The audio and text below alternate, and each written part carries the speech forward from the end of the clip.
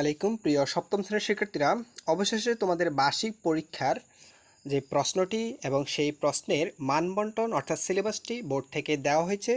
এই অনুযায়ী তোমাদের বার্ষিক পরীক্ষাটি অনুষ্ঠিত হবে। শিক্ষার্থীরা, তোমাদের বার্ষিক পরীক্ষার যে প্রশ্ন কাঠামোটি, সেখানে তোমাদের বহু নির্বাচনী প্রশ্ন থাকবে 15টি। এই 15টি বহু নির্বাচনী প্রশ্নের জন্য 15 মার্ক পাবে। এরপরে 2 নাম্বার থাকবে এক কথায় প্রকাশ। এখানে এক কথা প্রকাশ থাকবে 10টি প্রশ্নের জন্য 10 মার্ক। টোটাল হচ্ছে এই 1 নং প্রশ্নের উত্তরে তোমাদের 25 মার্কের পরীক্ষা হবে। এরপর দ্বিতীয়ত তোমাদের সংক্ষিপ্ত প্রশ্ন থাকবে 10টি, প্রত্যেকটি প্রশ্নের জন্য 10টির উত্তর দিতে হবে। তো এক্ষেত্রে 2 মার্ক করে 10টাতে 20 মার্ক, অর্থাৎ এখানে 20 মার্কের পরীক্ষা অনুষ্ঠিত হবে। রচনামূলক এবং দৃশ্যপটবিহীন, অর্থাৎ এখানে উদ্দীপক ব্যতীত প্রশ্ন হবে। অর্থাৎ উদ্দীপক ব্যতীত যে প্রশ্নটা থাকবে, এখানে মোট প্রশ্ন থাকবে 5টি, তোমাকে দিতে হবে 3টি, একটাতে পাস করে 3টাতে 15 নাম্বার, এখানে 15 নাম্বারের পরীক্ষাটি অনুষ্ঠিত হবে।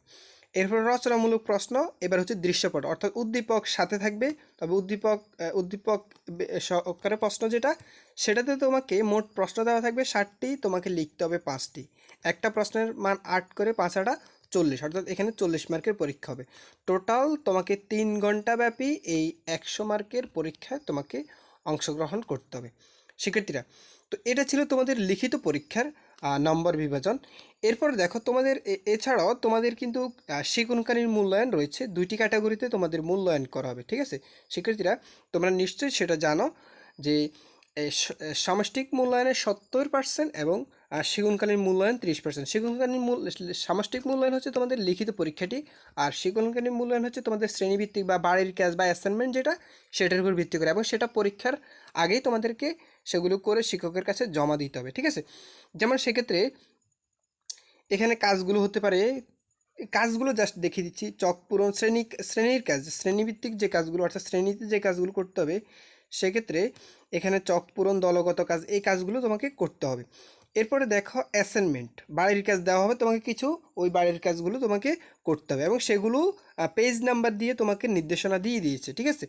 এরপরে দেখো অনুসন্ধান বা প্রতিবেদনমূলক কাজ। তো এখানে আবার কিছু কাজ দেওয়া থাকবে, সেগুলো শ্রেণীভিত্তিক, এইগুলো শ্রেণীকক্ষে উপস্থাপন করতে হবে।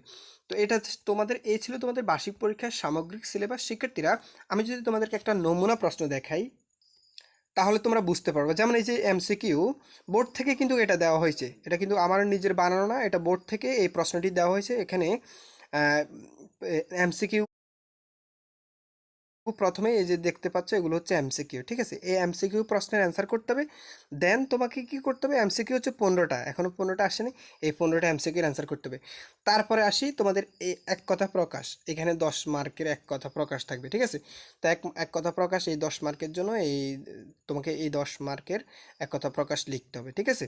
কতটি, এখানে এক কথা প্রকাশ 10টি থাকবে, এই 10টি প্রশ্নের অ্যান্সার করতে হবে। আচ্ছা, এরপরে দেখো সংক্ষেপে তোমাকে সংক্ষিপ্ত প্রশ্নের উত্তর লিখতে হবে। এই সংক্ষিপ্ত প্রশ্ন দেওয়া থাকবে, সেই সংক্ষিপ্ত প্রশ্নগুলোর উত্তর তোমাকে লিখতে হবে।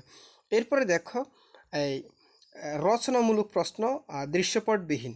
এই যে এখানে দৃশ্যপটবিহীন মানে উদ্দীপক বাদে যে প্রশ্নগুলো, সেই প্রশ্নগুলো তোমাকে দেওয়া থাকবে। তোমাকে 3টা প্রশ্নের উত্তর দেওয়া থাকবে, 3টাতে পাস করে 15 মার্কের অ্যান্সার করতে হবে। এরপরে আবারও রচনামূলক প্রশ্ন, তবে এবার উদ্দীপক দেওয়া থাকবে।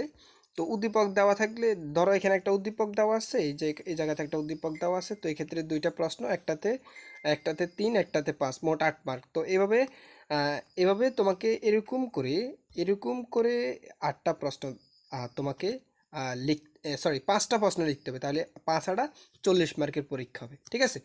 তো এভাবে তোমাদের এই বার্ষিক পরীক্ষার সম্পূর্ণ সিলেবাসটি। এই যে দেখো, এখানে আবার উদ্দীপক দেওয়া আছে, এই যে চিত্র আকারে, এই যে একটা চিত্র, এই একটা চিত্র, এটাই হচ্ছে উদ্দীপক। তো এটার আলোকেই তোমাকে কি করতে হবে, এই যে দেখো এই 2টি প্রশ্ন রয়েছে, এই 2টি প্রশ্নের উত্তর দিতে হবে। শিক্ষার্থীরা, আশা করি তোমরা বুঝছো তোমাদের পরীক্ষার প্রশ্নের কাঠামোটি।